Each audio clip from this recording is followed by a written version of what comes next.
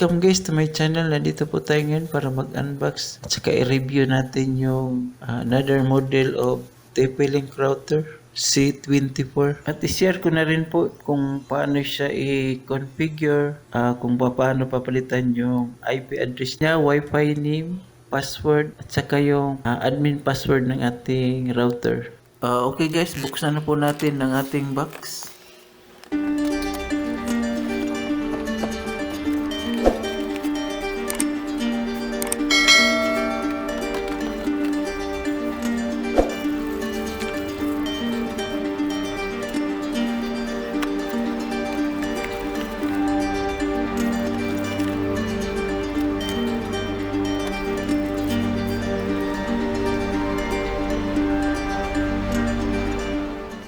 Ito na po guys ang ating TP-Link router C24. Meron po siyang 4 na antena. Kasing laki lang po siya ng kamay.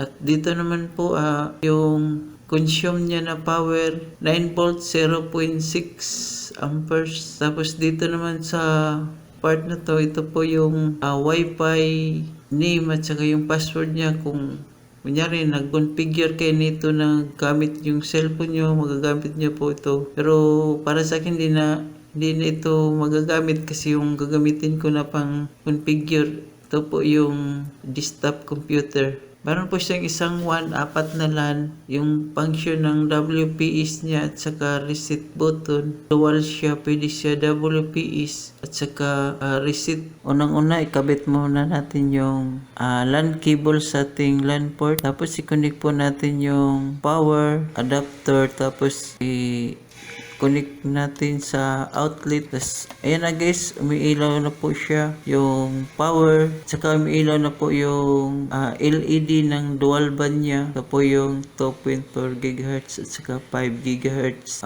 Tapos, yung LAN nakailaw na rin po.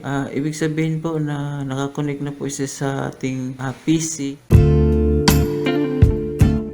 Guys, nandito na po tayo sa ating desktop computer para mag-configure ng ating TP-Link router. Ang una po natin gawin, pupunta lang po tayo sa ating startup menu, tapos type lang po natin CMD. Tapos under CMD po, itatype po natin yung IP config para malaman po natin yung IP address ng ating router. Tapos ito po yung IP address ng ating router.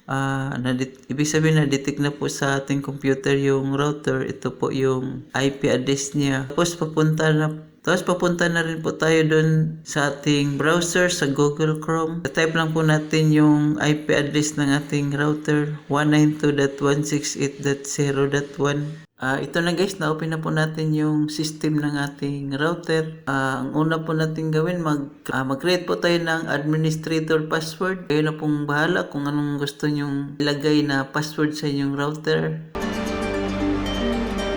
Tapos po, mag-set po tayo ng time.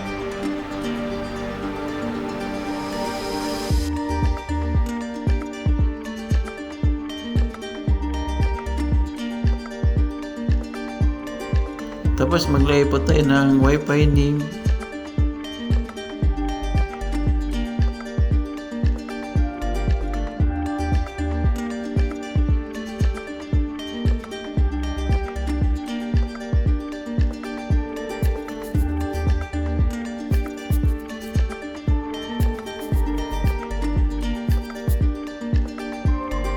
Tapos Wi-Fi password.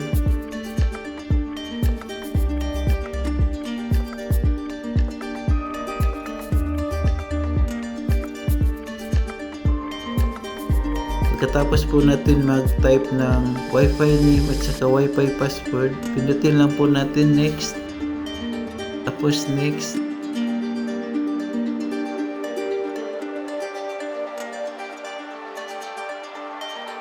Saka dito naman po tayo sa ating advanced settings.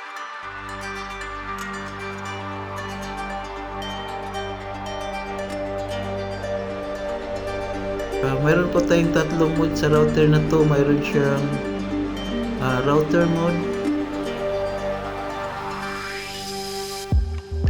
access point mode, at saka yung extender mode.